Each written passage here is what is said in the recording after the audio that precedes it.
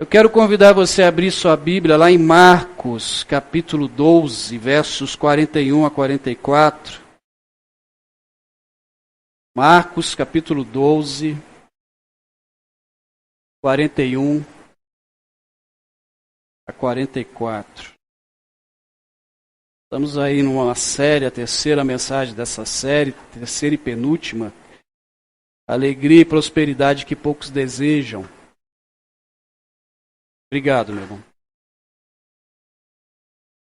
Diz assim a palavra do Senhor em Marcos, capítulo 12, 41 a 44. Jesus sentou-se em frente do lugar onde eram colocadas as contribuições e observava a multidão colocando o dinheiro nas caixas de oferta. Muitos ricos lançavam ali grandes quantias. Então uma viúva pobre chegou e colocou 2 pequenas moedas de cobre, de muito pouco valor. Chamando a si os seus discípulos, Jesus declarou: afirmo-lhes que esta viúva pobre colocou na caixa de ofertas mais do que todos os outros. Todos deram do que sobrava, mas ela da sua pobreza deu tudo o que possuía para viver. Essa semana, conversando com uma pessoa sobre essa série de mensagens, e a pessoa, em resumo, ela usou a seguinte frase: eu acho muito perigoso falar desse assunto na igreja. Dinheiro era o assunto, que é o assunto da mensagem. Porque às vezes as pessoas podem ficar chateadas. Eu pensei, mas não está na Bíblia? Na primeira mensagem nós não falamos sobre isso, que a Bíblia fala quase 2.400 versículos sobre dinheiro. Não nessa prosperidade que a gente ouve e aí fora. E se está na Bíblia, por que a gente não pode estudá-lo? E aí eu fiquei pensando, a gente tem esse costume de selecionar aquilo que nos agrada. Normalmente, quando eu vou atender alguém aqui na igreja, como psicólogo eu não posso fazer isso, mas na igreja eu faço. Eu sempre pergunto para a pessoa: você quer ouvir o que te agrada ou o que você precisa? Porque se for o que te agrada, eu não vou falar, não vou conversar, porque eu não estou aqui para te agradar. Agora, se for o que precisa, a gente vai caminhar junto para a solução. E a Bíblia tem dessas coisas, ela fala aquilo que a gente precisa para a nossa mudança. E aí eu não entendi muito bem o que a pessoa falou, e depois logo, conversa é assim, né? A gente começa um assunto, fala outro, daqui a pouco está falando em outro. A gente começa falando de carro, daqui a pouco fala de avião, e vai por assim em diante. E Jesus, ele dá um ensinamento muito interessante em Marcos capítulo 12, o evangelista Marcos, narrando o que está acontecendo ali, ele vai falar sobre a questão das qualidades e da qualidade da nossa vida cristã. E quando a gente pensa em qualidade, a gente sempre pensa em algo durável, em coisas que tenham a beleza, que sejam resistentes. A gente não vai comprar um móvel, por exemplo, e falar: não, vou comprar esse porque tem qualidade. Vai comprar um carro, vou comprar esse porque tem qualidades que me agradam. E algumas definições de qualidade, e que estão nesse texto, não é somente o que é durável, mas é aquilo que é uma essência, uma maneira de ser, algo que é da natureza. E esse texto de Marcos 12, todo um capítulo de Marcos 12, ele vai tratar sobre a nossa natureza, a nossa forma de ser como cristãos, como discípulos, como discípulas de Jesus. E pensar em uma oferta de qualidade, que é o tema dessa mensagem, não é pensar em quantidade, mas na forma com que se é entregue. Pensar numa oferta de vida, de qualidade, não é aquilo que eu faço, as horas de tempo que eu passo fazendo, mas o que me motiva a fazer, o que me leva realmente a fazer. E quero chamar a sua atenção nesse capítulo todo, a gente vai passear nele todo, ainda que a base principal seja o versículo que lemos. Marcos 12, ali Jesus passa por algumas pessoas, ou melhor, algumas pessoas passam por Jesus. E a intenção dessas pessoas não eram boas. Elas tinham segundas intenções ali envolvendo o momento com Jesus. E perceba, Jesus em Marcos 12, ele só faz elogio, e olha que é muita gente que passou por ele nesse capítulo, mas ele só faz elogio para duas pessoas. Uma é a mulher que lemos, a viúva pobre, e a segunda foi por um líder religioso que dá uma resposta que agrada a Jesus quando vai se falar de mandamento. No verso 34 diz que, vendo que ele tinha respondido sabiamente, Jesus lhe disse: você não está longe do reino de Deus. É uma resposta que ele dá para Jesus e ele percebe que aquele homem deu uma resposta de coração. Não foi uma resposta só para agradar a Jesus. E Jesus começa esse capítulo 12 contando uma história, uma parábola.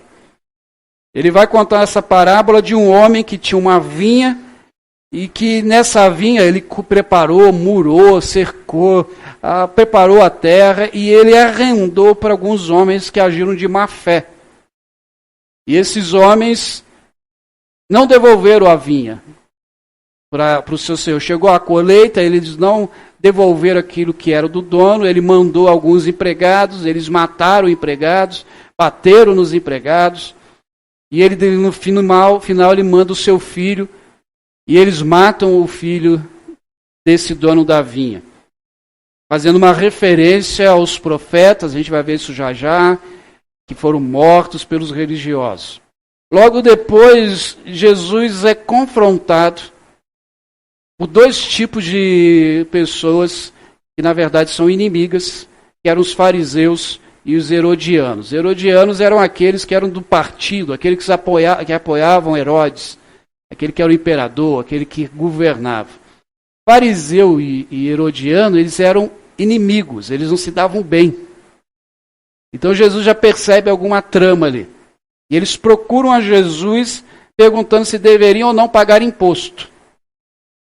E aí Jesus dá uma resposta para eles, pede uma moeda, e ele fala: quem está nessa moeda? E aí a gente conhece muito bem esse texto. Eles respondem para Jesus: quem está nessa moeda é César, então vocês deem para César o que é de César e para Deus o que é de Deus. Também vai aprofundar um pouquinho nisso aí. Mas Jesus não tinha muita paz, né, enquanto ele estava aqui como ser humano. Logo depois já aparecem os saduceus, com questões teológicas. E esses saduceus perguntam para Jesus: Jesus, um homem casou e morreu, e a esposa, para manter a tradição, casou com outro irmão, enfim, ela foi viúva algumas vezes. E eles perguntam: na ressurreição, quem será o marido dessa mulher? Só que saduceu não acreditava em ressurreição. Aí Jesus já percebe que eles estão de má fé novamente. E aí ele dá uma resposta para esses saduceus. Um fariseu pergunta para Jesus: Jesus, qual é o maior mandamento?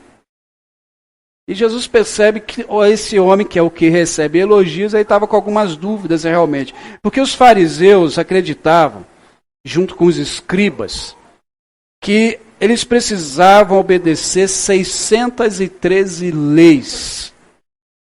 Você sabe o que é isso, irmãos? Eles conseguiram pegar os 10 mandamentos e transformar em 613 leis. Aonde dessas 613 leis, tinham 365 dessas leis que eram preceitos positivos, ou melhor, negativos, ou seja, não pode, não faça. E 248 positivos, o que poderia fazer. Então tinha que guardar. Então se você quebrasse umazinha dessa aí num dia, pronto. Não dava. E aí Jesus resume tudo e diz: olha, o maior mandamento é o amor. Ame a Deus e ame teu próximo. Então não foi um capítulo muito fácil para Jesus. Não foi um momento muito fácil para ele.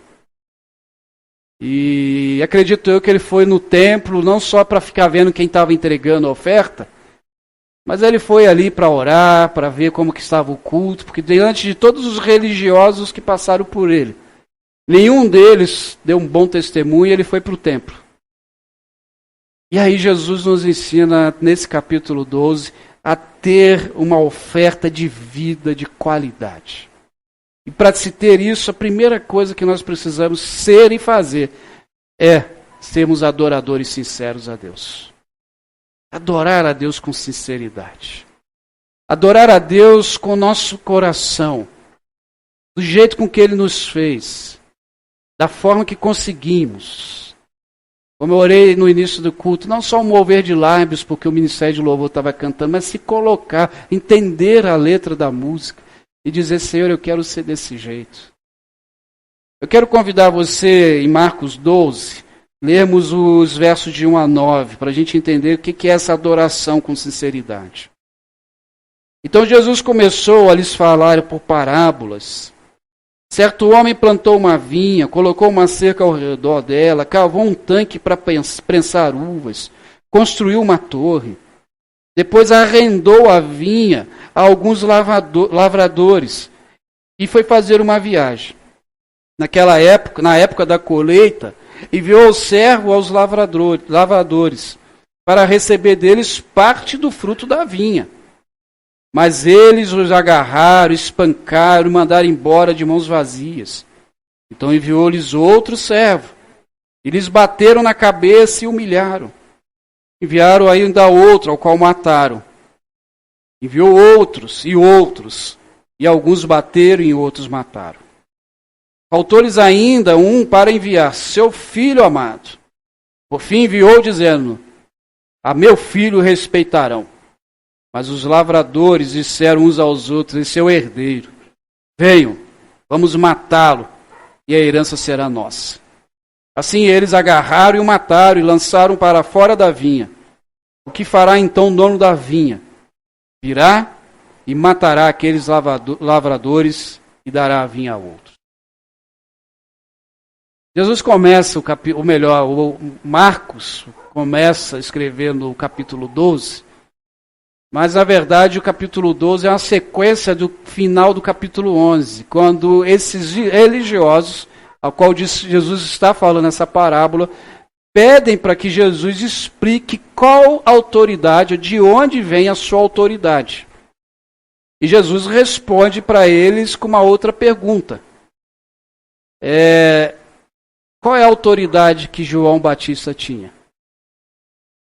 E aí eles não sabendo, ou melhor, eles sabiam, mas para evitar problema, eles dizem, eu não sei. Aí Jesus diz, eu também não vou falar de onde vem minha autoridade. E logo ele entra nessa parábola.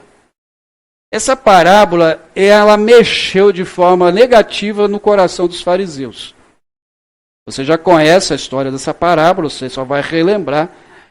A vinha que o lavrador preparou é o povo de Israel, aonde Deus amou esse povo, Deus cuidou desse povo, Deus preparou esse povo a partir de Abraão. Deus diz para Abraão, a terra, as famílias serão abençoadas por você. Então Deus preparou esse povo para a redenção de toda a humanidade através de seu Filho Jesus. Promessa essa, inclusive, que foi feita por Deus ao próprio Davi, que jamais sairia da sua família o trono. E Jesus faz parte humanamente, olhando os textos, da família de Davi. Então, a vinha é o reino, é o povo de Israel. Os lavradores maus são esses religiosos que conheciam as Escrituras, mas não viviam as Escrituras. Que mataram os profetas, que eram os servos, os empregados do lavrador. Que vieram, falaram, pregaram, anunciaram. O último profeta foi o próprio João Batista, ao qual Jesus perguntou qual era a pregação de João Batista no capítulo 11. E eles mataram, eles espancaram, eles rejeitaram toda a fala dos profetas. E o filho, herdeiro do lavrador, é o próprio Jesus. Ao qual, mais tarde, capítulos à frente, a gente sabe, ele foi morto por esses religiosos. Então Jesus está aqui mostrando, ensinando para eles, olha, vocês são tudo hipócritas, vocês conhecem, mas não praticam. Vocês não têm uma adoração sincera. Vocês questionam, mas não vivem. Essa parábola nos faz refletir. E como fez refletir aquele povo ali, que estava ali interrogando Jesus, que não era nem uma conversa, era um interrogatório. Fez com que a resposta de Jesus lhes deixou tontos. Tanto que se você continuar lendo depois, eles ficam com vontade de matar Jesus. Eles não gostaram. O que Jesus nos chama aqui, irmãos, é pensar um pouco na nossa forma de entrega. Na nossa forma que ofertamos a nossa vida. E por muitas vezes, nós não somos tão gratos a Ele por aquilo que Ele faz com as nossas vidas. Porque Ele prepara tudo para nós. Ele nos dá a vida. Ele cuida de nós. Assim como o lavrador dessa vinha, que murou, que preparou, que fez uma torre. A torre era para que os vigias, os guardas ficassem cuidando, para ninguém roubar, para animais não destruírem a vinha. Ele fez o lugar para prensar as uvas, para fazer o vinho, fazer o suco da uva. Ou seja, Ele fez tudo para você e para mim. E muitas vezes a gente se tão fixado na religiosidade, que nessa religiosidade a gente não adora o Senhor de forma correta. A gente não consegue amá-lo de forma correta. Assim como esses fariseus. Ser fariseu, para aquele tempo, é um privilégio. Tanto que aqueles que entendiam bem a religião e a função deles, Jesus elogiava. É que a gente só olha as coisas ruins, mas Jesus, por exemplo, Nicodemos esteve com ele no capítulo 3 de João, e ali Jesus fala para aquilo que ele veio. Nicodemos se apaixona por Jesus. A gente vê esse aqui, que foi elogiado por Jesus, que não aparece o nome dele, Jesus elogia esse homem. Porque o verdadeiro fariseu, aquele que entendia da religião, ele sabia que o Messias viria. E eles tinham essa função de estudar sobre o Messias. Queridos, você e eu que conhecemos a palavra de Deus, precisamos ter confiança nele e ter como oferta de qualidade para as pessoas que ainda não conhecem a esse Jesus. Não ter vergonha. Não ficar cheio de dedo para falar do amor dele, mas falar. Pregar e viver. Viver a sua obra não do jeito que nós queremos, mas do jeito que é necessário. Essa parábola também mostra o tamanho da paciência de Deus. Deus tem uma paciência, e ainda bem que Ele é Deus. E quando a gente olha esse texto, e ele diz que o dono da lavoura mandou um monte de gente para avisar, olha, eu vim aqui receber o que é meu. Porque a gente aqui, talvez você entenda um pouco, mas ao arrendar a terra, Jesus está falando de algo muito comum para o seu povo. Isso era muito comum, o dono de uma terra, um rico, ele preparava a terra, arrendava, às vezes ia cuidar de outra fazenda, ou simplesmente ia passear e descansar, porque ele tinha dinheiro garantido lá. Então ele entrava em acordo lá no contrato com aqueles que iam cuidar da terra, ó, essa parte é sua, essa parte é minha. Então na colheita a gente recebe e a gente vai, diante do contrato, pegar aquilo que é cabível a cada um. Por isso que o texto diz que chegou a colheita, ele foi lá receber. Mandou seus empregados receberem. Porque o dono da vinha que é o dono. Ele que tem o direito. Aquele que arrenda não tem direito a nada. Mas também tem deveres. Ele tem deveres de cuidar da terra e dar aquilo que está no contrato. Mas a terra não é dele. A mesma coisa, irmãos, nós não somos detentores da fé. Nós, na verdade, somos salvos pela fé. Detentor da fé é Deus. É Ele que é o autor e consumador da nossa fé. É nele que a gente é salvo, que a gente não consegue ser salvo pelo dinheiro que temos, a gente não consegue ser salvo pelas obras que fazemos, nós somos salvos pela fé em Jesus. É Ele que nos salva.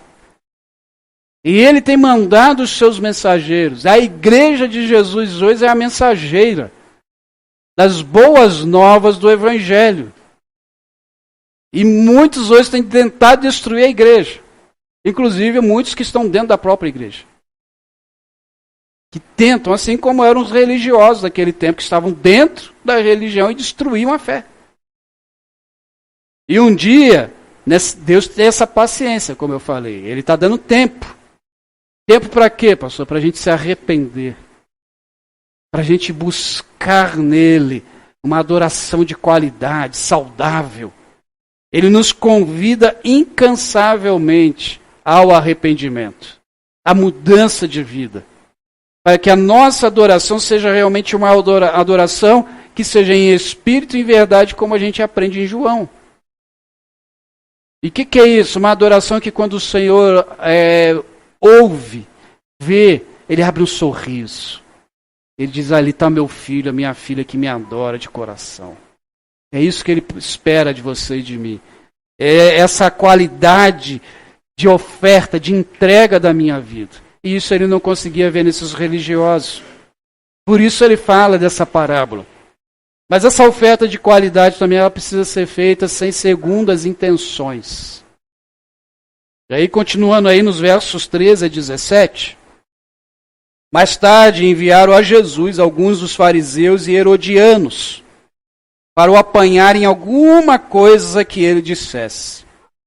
Estes se aproximaram dele e disseram, mestre, sabemos que é íntegro, que não te deixas influenciar por ninguém, porque não te prendes na aparência dos homens, mas ensinas o caminho de Deus, conforme a verdade. É certo pagar imposto a César ou não? Devemos pagar ou não? Mas Jesus, percebendo a hipocrisia deles, perguntou, e vocês estão me pondo à prova? Tragam-me um denário para que eu veja. E eles lhes trouxeram a moeda e lhes perguntou, de quem é essa imagem? Quem é essa inscrição? De César, respondeu eles. Então Jesus lhe disse, deem a César o que é de César e a Deus o que é de Deus.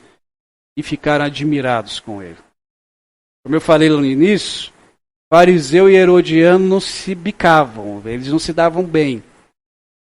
É só você imaginar agora a final da política no final do ano passado, imagine os dois partidos, era aquilo ali. Aquilo que se acompanhava aí na mídia. Era dali para pior. E eles se juntam. E aí a gente não entende, né? Jesus olhou e falou, eles estão tramando, porque eles não se dão. E estão juntos. E por isso Jesus é categórico na pergunta dele. Eles começam ali com aquela bajulação e Jesus diz para eles, olha, por que vocês estão me pondo à prova? Por que vocês estão me fazendo essa pergunta?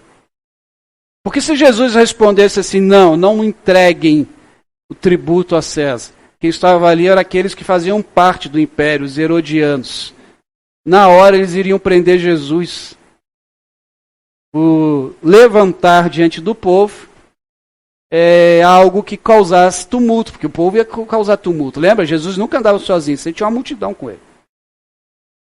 Se ele dissesse sim, devem pagar. Pronto, os outros, os judeus, os outros iam cair em cima de Jesus. Pô, a gente é pressionado, a gente é maltratado por esse homem e você diz que tem que pagar. Irmãos, eu lembro de quando Deus estava me dando essa mensagem, eu lembrei de quando eu trabalhei numa empresa, administrando essa empresa, e um rapaz que sabia que eu estava fazendo seminário, olhou para mim e disse assim, Flávio, o que a Bíblia fala sobre os dinossauros? E eu já sabia que ele era ateu. E eu disse assim, fulano, você me disse que não acredita na Bíblia, não é? Não, eu não acredito na Bíblia. Adianta eu te falar o que a Bíblia vai dizer dos dinossauros se você não acredita nela?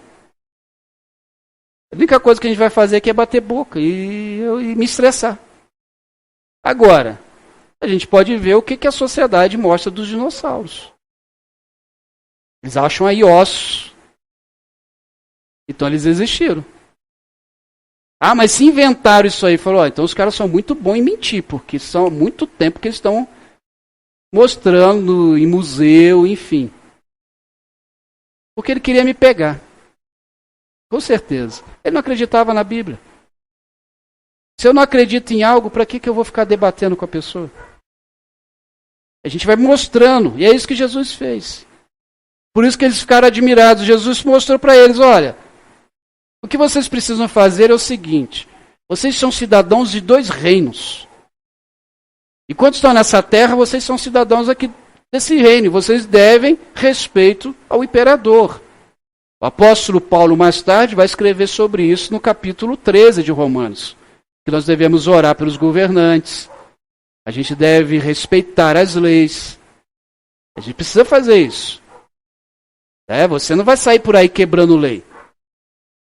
Você não vai sair por aí deixando de pagar os impostos. Deixa de pagar o imposto da tua casa para você ver o que vai acontecer daqui a uns anos. Vai a leilão, você perde. Acontecem algumas situações. Então a gente é cidadão de reinos.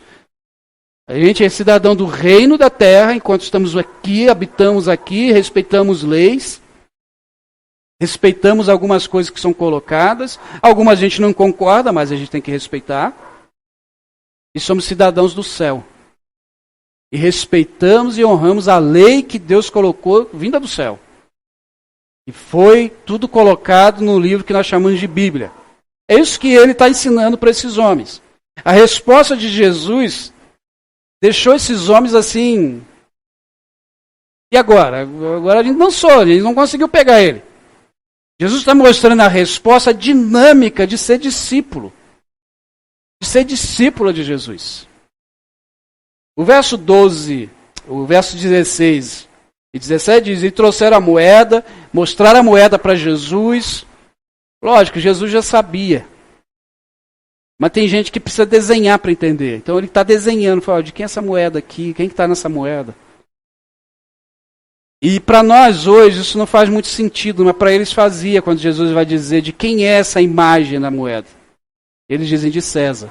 Porque naquele tempo, quando um império dominava um outro povo, a primeira coisa que eles faziam era cunhar as moedas, o dinheiro, com a imagem daquele imperador, daquele rei, para que eles entendessem, olha, quem manda em vocês é ele.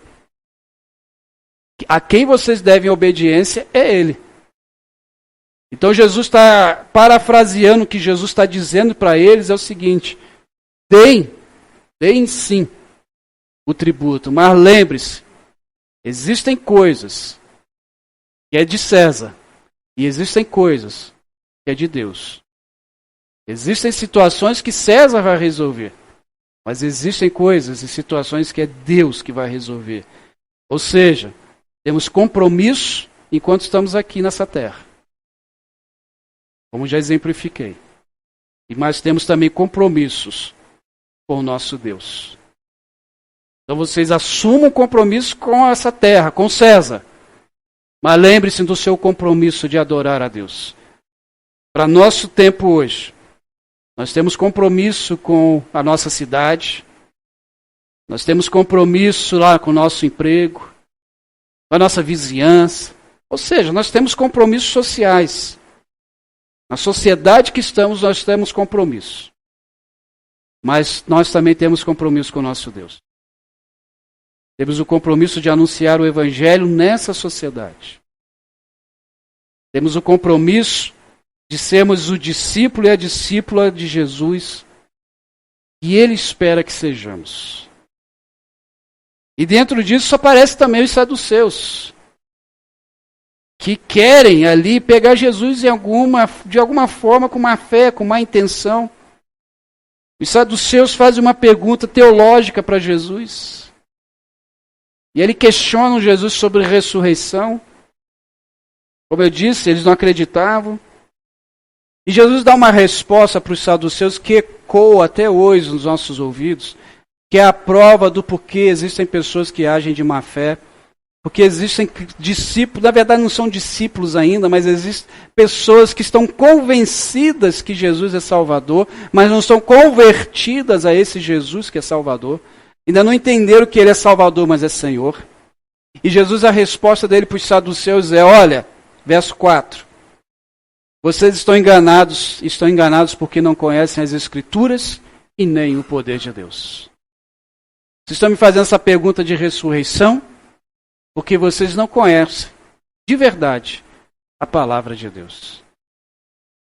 E esse é um tempo, irmãos, que a nossa oferta, muitas ofertas não têm sido de qualidade na adoração e na comunhão com Deus, por falta de conhecimento de quem é o nosso Deus. Hoje a gente vive algo chamado analfabetismo bíblico. E às vezes a gente não entende muito bem o porquê. Porque eu lembro que quando eu me converti, isso não faz tanto tempo. Porque existem irmãos aqui que só de conversão tem minha idade. E era difícil ter uma Bíblia. Era muito caro.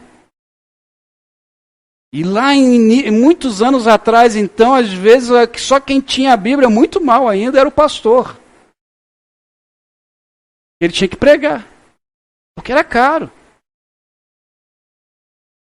E alguns irmãos aí um pouquinho mais experientes vão lembrar que nós éramos chamados de o povo do livro da capa. Pode falar alto, irmão. Defenda a sua idade. Preta. Porque só tinha a Bíblia de capa preta. Hoje, estou vendo a irmã ali, a linda capa florida. Tem capa para os jovens. Tem capa com escrito lá, Bíblia dos homens, Bíblia da mulher, e assim por diante. Hoje, a gente tem Bíblia no celular, no tablet. Então a gente tem Bíblia hoje em todos os lugares, mas a gente continua lendo pouco essa Bíblia. E aí somos enganados muito facilmente. E aí nós caímos ou acabamos agindo de má fé porque não temos conhecimento da palavra. E um dia o Senhor vai nos cobrar isso. Porque hoje temos facilidade. Recentemente, acho que a editora Fiel lançou uma campanha de Bíblia por R$ 5,90. Para distribuir para o Brasil todo. R$ 5,90 uma Bíblia. Então, o que Jesus está dizendo, que não erramos por não conhecer as Escrituras, ecoa até hoje. E o poder de Deus? Mais ainda. Algumas mensagens atrás eu falei que nós muitas vezes não temos o conhecimento de quem é o nosso Deus. Nós achamos que Deus é aquele Deus que está lá do céu torcendo que a gente dê uma tropeçada para nos castigar. Esquecemos que Ele é um Deus de amor e justo. Um Deus das segundas chances. Nós esquecemos que Ele é aquele Deus que diz assim, vá e não peques mais. Ou seja, se arrependeu, legal, te perdoo. Mas saia desse erro. Ele é o Deus que colocou a igreja justamente para que ame as pessoas. Esses homens, esses religiosos procuraram Jesus sem nenhuma qualidade na adoração deles. E aí a gente começa a entender qual é a oferta de qualidade. A oferta de qualidade é aquela que tem um coração que é livre de tudo aquilo que é ruim, principalmente a ganância. E aí a gente chega ao versículo que lemos no início da viúva pobre. Marcos capítulo 12, de 41 a 44. Jesus ele vai para o templo e no templo ele observa os adoradores e ele observa atentamente aqueles que trazem as suas ofertas. Mas ele não está ali para ficar acusando, ele não está ali para ficar julgando. Jesus está ali em busca desses adoradores reais. Porque veja, todo mundo que passou por ele entendia, conhecia da palavra, conhecia o Antigo Testamento, que era a Bíblia de então. Eles não tinham o Novo Testamento, que o Novo Testamento não havia sido escrito. Eles conheciam lá os livros de Moisés, mas não viviam. A impressão que dá, isso não está no texto, os irmãos sabem que às vezes o pastor viaja um pouco na imaginação, mas a impressão que eu dou é mais ou menos o que aconteceu há uns anos, a Paula vai lembrar disso. Eu estou tão angustiado aqui com a igreja que teve um culto que não veio ninguém. Lá nos primórdios, há 13 anos atrás. E aí eu falei com a Paula assim, vamos sair? Era um sábado. Vamos dar uma volta? A gente foi num shopping aqui. Me arrependi de ter entrado no shopping, que não tinha vaga para estacionar. Lotado, cheio. Eu pensei, Deus, por que a igreja não é assim? Primeiro, por que a igreja não é do tamanho desse shopping? E por que as pessoas vão adorar no shopping? Vão adorar as vitrines, vão adorar a praça de alimentação e não te adoram. Eu penso que talvez Jesus falou assim, vou no templo para ver se lá eu acho adorador, porque esses aí que vieram conversar comigo, tudo reprovado. E Jesus senta ali não para ficar acusando, não apontando o dedo, mas ele observa alguém, uma viúva.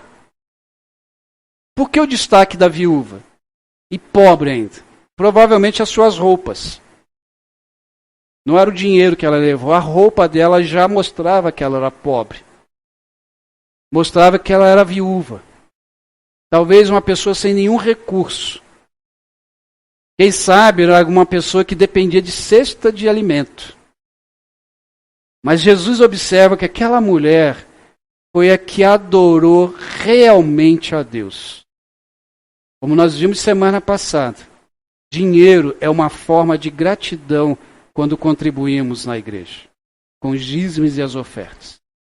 E que dízimo é uma prova, além de fé, é uma prova, um teste que Deus coloca para ver se a gente está adorando a Deus ou ao dinheiro. Para você relembrar ou saber dessa mensagem, depois você visita ali o YouTube da igreja que a mensagem está lá.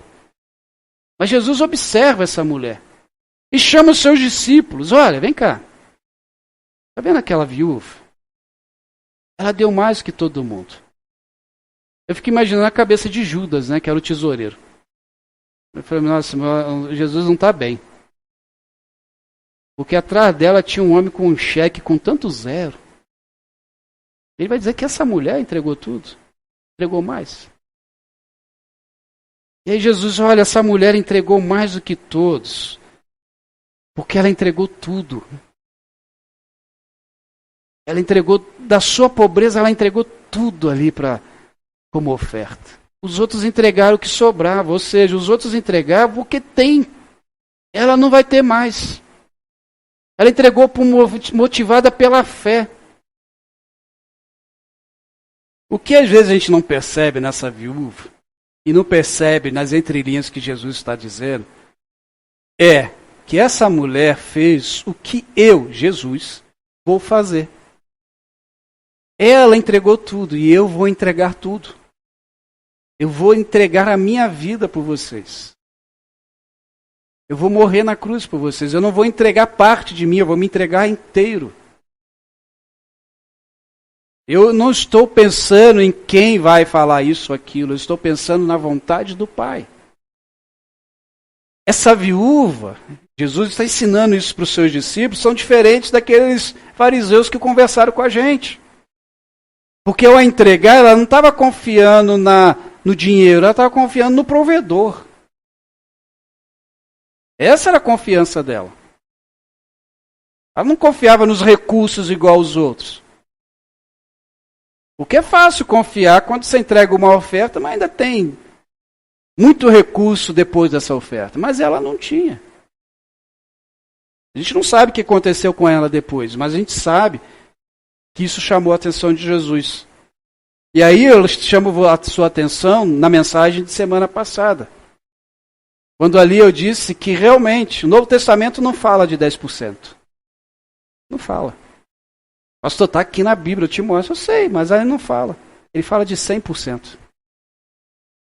De entrega total. Ah, então o senhor está dizendo que eu tenho que pegar esse mês, meu salário todo e entregar? Não, aí você não entendeu o que eu falei. Entrega total de vida. Deus não quer nossas sobras. Deus não quer o que sobra da nossa vida. O que sobra do meu tempo.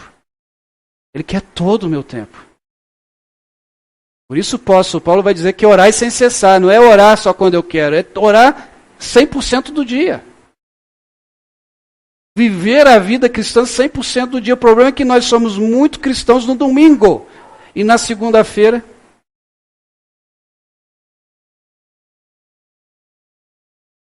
Na terça-feira, então, Aí chega o PGM quarta e quinta-feira, a gente é meio cristão. Aí na sexta, é todo o tempo. Porque Deus olha pra gente todo o tempo. Deus olha, lá vai meu filho, lá vai minha filha, todo o tempo. E não é para acusar, Jesus não está ali acusando quem entregou mais ou menos. Nem isso que Jesus está querendo mostrar ali. Jesus está querendo mostrar o seguinte, aquela mulher entendeu o que é o Evangelho. Ela entregou 100% da vida dela. Assim como eu vou entregar 100% da minha vida. É isso que ele está ensinando para os discípulos. E mais tarde eles entendem isso. Homens que viveram o Evangelho a ponto de morrer por ele. Sabe o que é uma oferta com qualidade? Não é a quantidade que se coloca aqui, irmãos. Que Deus não precisa de caixa de oferta. Eu vou falar algo que é perigoso. Sabe que o João Antônio, que é tesouro, está lá fora. Que aí dá tempo para me correr aqui. A igreja não precisa do teu dinheiro. Se você entrega sem qualidade de entrega, entrega com medo de alguém chamar a tua atenção, não faça mais isso. Agora, se é de coração, porque você quer ver o reino expandir, quer ver vidas sendo abençoadas, quer ver vidas sendo transformadas, salvas, e falei, eu vou entrar nesse projeto, eu vou fazer isso ou aquilo, aí Deus vai abençoar com certeza a sua vida, porque Ele sabe onde está teu coração. Eu conheço irmãos, que às esse a gente fica até constrangido de comentar algumas coisas perto, que daqui a pouco ele entrega uma oferta. Sempre falo isso com a Paula. Paulo dá medo de falar perto de fulano, porque daqui a pouco tira do bolso. E eu fico com medo, daqui a pouco a gente tem que ajudar a pessoa. Mas sabe o que acontece com essas pessoas? Deus multiplica assim de uma forma, mas porque o coração não está ali. É a oferta da viúva pobre. O coração não está ali. O coração está no reino. Uma vida de qualidade, uma entrega de qualidade, é daquela pessoa que não faz para os outros verem. Eu lembro de uma vez, quando tínhamos aqueles bancos aqui, pouco antes eu tinha falado sobre contribuição, né, o horário e tal. E uma pessoa, aquele dia eu não aguentei, acho que você estava do meu lado. Ela veio assim, eu estava sentado aqui, eu gosto de sentar na frente por uma questão de logística. E ela pegou o dízimo olhando assim para mim. Assim mesmo, e colocou. E saiu olhando para mim e falei, o que houve? Eu entendi o porquê que houve, porque a gente tinha tido uma conversa antes. Eu pensei, coitado, era melhor não ter entregue. E não é para mim. Porque quem está aqui olhando não sou eu. Quem está olhando é o Senhor. Dízimo não é sobra, é primícia, e Provérbio diz, honre ao Senhor com todos os teus recursos e com os primeiros frutos das suas plantações, ali falando para um povo agrícola. O que ele está dizendo, o autor de Provérbios, assim como Jesus, é entregue-se. Devolva aquilo que é do Senhor, devolva aquilo que é de César, mas entregue-se de coração. Coloque a tua vida nisso. Porque quando a Bíblia ensina de dízimo, o dízimo não é o máximo, 10%. Dízimo é o mínimo. É o mínimo. Porque o que tem mais ali é a tua vida, as tuas ofertas, e não só a oferta financeira. Ontem 2 irmãos ofertaram um tempo, ontem não, sexta, né? Ofertaram um tempo para rejuntar o piso ali da parede. Você oferta. O irmão, antes de começar o culto, você não viu quem chegou depois, estava aqui ofertando um tempo, trocando as lâmpadas que estavam queimadas. Isso é oferta. É colocar a vida. Porque a matemática de Deus é diferente da nossa. Porque a matemática de Deus, o pouco é muito e o muito é pouco. Na matemática de Deus, o que conta não é quantidade, mas é saúde da vida cristã. É qualidade, mas é uma qualidade saudável. A melhor ideia que a gente pode tirar para a nossa vida cristã não é nem qualidade nem quantidade. Mas é a saúde que eu tenho como filho e filha de Deus, como cristão, como discípulo. Vida cristã precisa ser baseada na saúde. E essa saúde envolve minha leitura de conhecimento. Quero conhecer mais do Senhor. A meu tempo de oração, de devocional, de contribuição financeira, de contribuição pela vida do outro, de uma visita, de uma ligação, de entender o que o outro está passando e sentar e orar com ele ou com ela, sem apontar o dedo. Como disse o apóstolo Paulo, quando a gente vai exortar, chamar a atenção de alguém, ele diz: lembra-te de você que acha que está de pé. Irmãos, Deus nos convida a fazer uma oferta de qualidade. E lembre-se, não estou falando só de questões financeiras, mas de vida cristã. Porque muitas vezes a gente pode ser até um bom dizimista. Pode ser até uma pessoa que entrega um dízimo gordo, né? Já ouviu isso aí, né? Mas a vida não está nem condizendo com aquilo que entrega, nem com aquilo que fala. A coisa é tão séria que Jesus vai ensinar: olha, se você lembrar, antes de entregar a sua oferta, que brigou com alguém, vá primeiro e conserte-se com essa pessoa e depois entregue a tua oferta. Ele não diz para não entregar, ele diz: vá lá e conserta, para que Deus se agrade realmente do teu culto a Ele. Eu quero convidar você a fechar seus olhos e orar.